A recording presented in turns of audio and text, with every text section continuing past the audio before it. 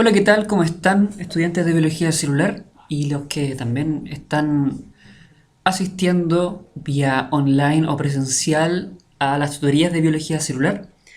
En esta semana les proporcionaremos un material de apoyo para la solemne número 3, el cual consiste de dos temas principalmente, que es apoptosis y necrosis, que engloba el contenido de muerte celular, y cáncer principalmente.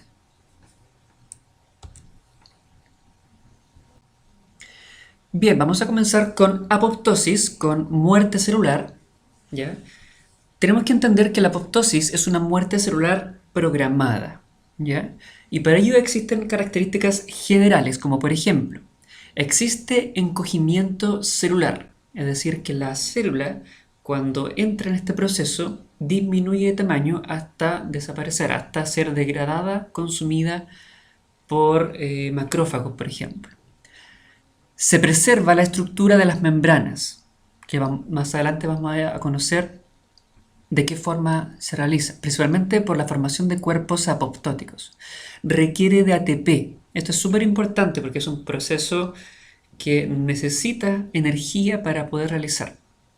No hay una reacción inflamatoria en el tejido, no se daña el tejido. Hay una fragmentación del ADN de manera programada y también en partes iguales.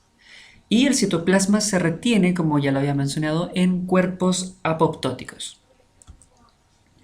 Algunos estímulos para que la muerte celular programada se lleve a cabo pueden ser los agentes reactivos del oxígeno, o es decir, un estrés oxidativo, la acumulación, por ejemplo, de peróxido de hidrógeno, hipoxia, es decir, una baja en la concentración de oxígeno, neoplasia, la presencia de virus, la radiación y también infección por algunas bacterias. Es importante también destacar que en el proceso de apoptosis existen dos formas para desencadenar este proceso. La primera es la vía extrínseca, que viene por factores externos, de ahí viene la palabra extrínseca, es decir, una molécula señal, una molécula externa, se une a estos receptores de muerte, como los señala ahí la diapositiva, y estos desencadenan la activación de esta proteína FAD. ¿Ya? Esta, a su vez, inicia la activación de procaspasa 8 y la procaspasa 10, ¿ya? Que son caspasas ejecutoras. Estas, finalmente, van a desencadenar finalmente a las caspasas 3 y a las caspasas 7 para desencadenar el proceso de apoptosis. Principalmente las caspasas 3 y 7 lo que hacen es activación de enzimas como endonucleasas o proteasas, fragmentando el ADN en partes iguales y también desnaturalizando, fragmentando también proteínas estructurales, lo que conlleva, ¿cierto?, al desmantelamiento de la célula para posteriormente llevarla a un proceso de apoptosis. Es importante destacar que no todas desencadenan un proceso de apoptosis, ¿ya? Hay algunas que son caspasas activadoras principalmente, otras que están relacionadas con la activación de algunos otros procesos, etcétera, etcétera. Entonces, esa es la vía externa, la vía extrínseca. También tenemos la vía intrínseca, es decir, que son mecanismos por los cuales la apoptosis se activa por estructuras, por mecanismos internos que están en el interior de la célula. Y principalmente la vía intrínseca está relacionada con la mitocondria.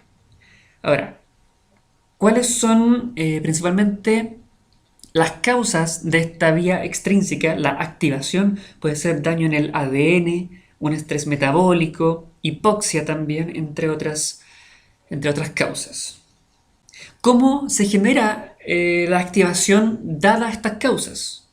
Primero que todo, se activa una proteína que se llama BH3, como aparece en el esquema, BH3 Only Proteins, las cuales, por un lado, inhiben a las proteínas antiapoptóticas, que son las BCL2 o la BCLC o BCLX, o también conocida la MCL1.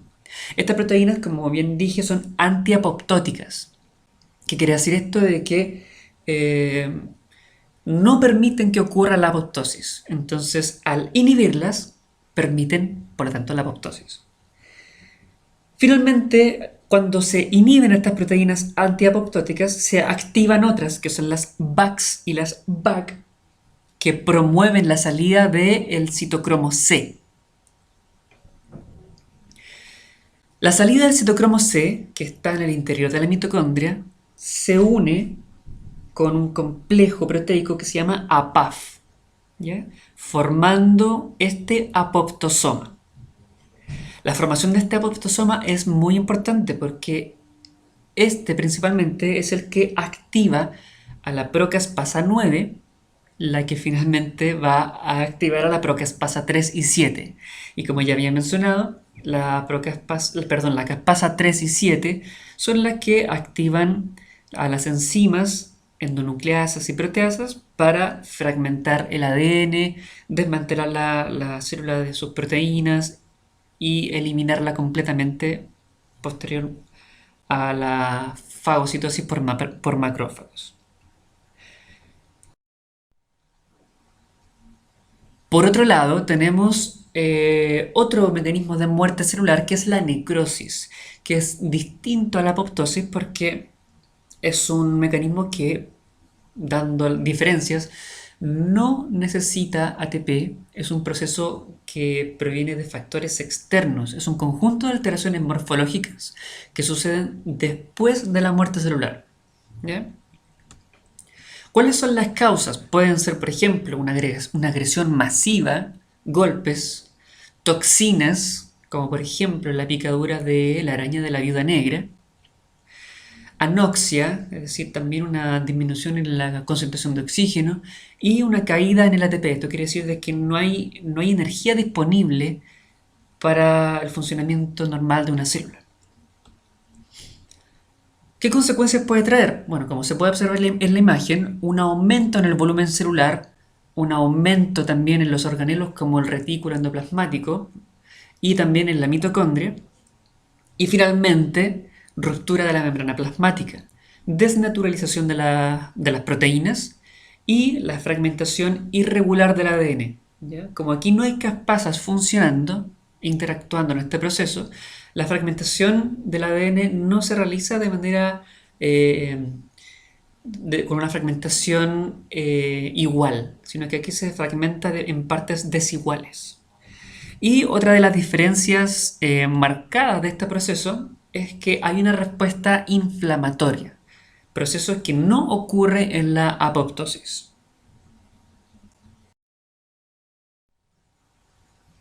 Pasando a otro tema, tenemos que revisar un poco las etapas del cáncer. ¿Qué es el cáncer? Primero que todo, es una proliferación descontrolada de las células de un organismo, ¿ya? Y esto se produce por una alteración principalmente en el ADN que afecta el ciclo celular.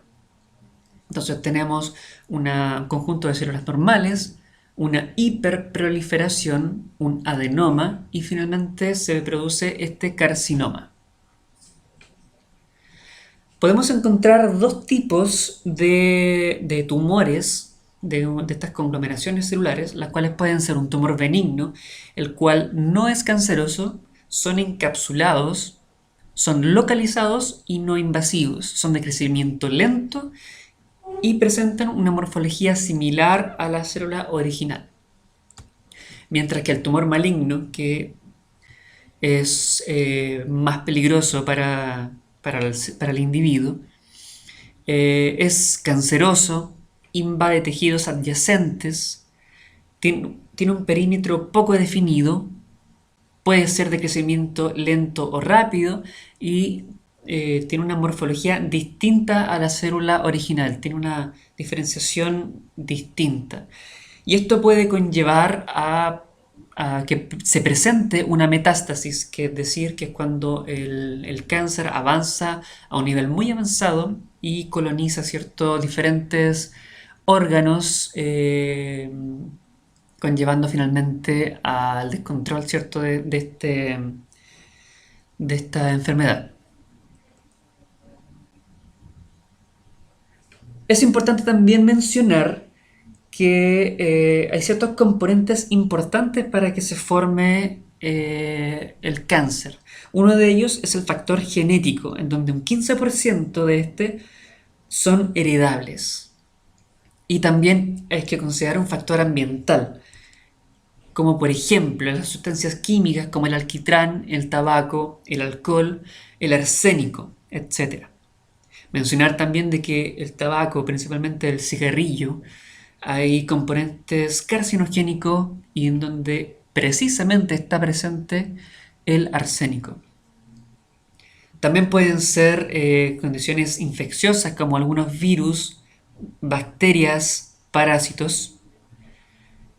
También la alimentación, alto consumo de grasas, consumo de alimentos ahumados, edulcorantes artificiales, como por ejemplo el amarillo crepúsculo, bajo consumo de fibra, etc. Y también la radiación ultravioleta. Entonces, hay diferentes formas de prevenir algunos tipos de cáncer, como por ejemplo en el caso de las radiaciones ultravioletas, el uso de protector solar. Finalmente, hay que mencionar de que en el ciclo celular podemos encontrar dos conceptos importantes de mencionar que son los genes supresores de tumorales y los protooncogenes. Partamos primero en definir qué es un protooncogen. Un protooncogen es un gen que estimula la división celular, por lo tanto va a permitir que la célula lleve a cabo su ciclo celular de manera correcta. Y mientras tanto que los genes supresores de tumores son los que bloquean la división celular de células anormales, como por ejemplo la famosa proteína P53. Entonces, ¿qué es importante mencionar? Que cuando hay mutación en estos protooncogenes, estos se transforman en oncogenes, lo que permite la división descontrolada de las células y permite, ¿cierto?, la aparición de cáncer. Mientras que cuando hay supresión o hay mutaciones en estos genes supresores de tumores, como la P53, por lo tanto, no van a bloquear la división celular de las células anormales y por lo tanto también va a permitir la aparición de células cancerosas.